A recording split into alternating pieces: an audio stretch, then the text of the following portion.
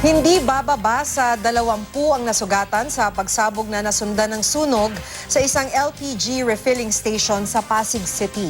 Ayon sa Bureau of Fire Protection, aabot sa 20 milyong pisong halaga ng ari-arian ng napinsala. Base sa investigasyon, nagkaroon ng leak sa isa sa mga tangke ng LPG sa tindahan. Lapnos sa iba't ibang bahagi ng katawan ang tinamo ng ilan sa hindi bababa sa 20 nasugatan sa pagsabog sa isang LPG refilling station sa Pasig City. 19 sa mga ito empleyado ng Omnigas. Karamihan sa mga biktima na dinala sa Rizal Medical Center ay nagtamo ng 3rd-degree burn. Pasado hating gabi nang biglang sumiklab ang sunog sa refilling station.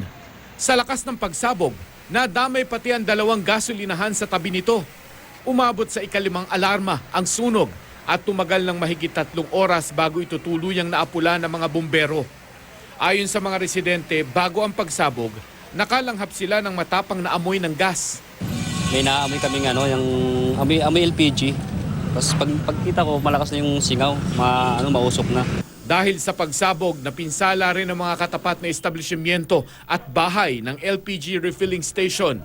Kwento ng isang residente na si Jean Evangelista, natutulog sila nang biglang bumagsak sa kanila ang kisame sa kanilang kwarto. Sumabog din ang mga salamin sa kanilang bintana at nagliparan ng mga gamit sa loob ng kwarto. Nabasag din ang mga salamin sa katabi nilang bahay. Ang hardware store naman sa tapat, nasira at nahulog ang aircon at basag ang mga binebenta nilang mga bumbilya. Ayon sa Bureau of Fire Protection, nagsimula ang pagsabog sa kwartong tinutulugan ng mga empleyado ng LPG refilling station. 30 minuto raw bago ang pagsabog, nagkaroon ng leak mula sa isa sa 4 na tangke ng LPG. Kumalat daw ang mga nag-leak na LPG at naipon sa katabing kwarto na tulugan ng mga empleyado, kaya nagkaroon ng sunog. Prior to the explosion, meron na silang naamoy na LPG fumes.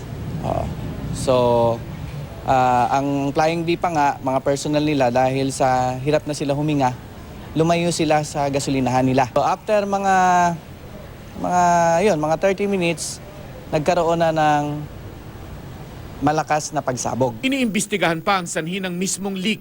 Iimbestigahan din kung may sapat na safety mechanisms ang LPG refilling station para maiwasan ang mga pagsabog.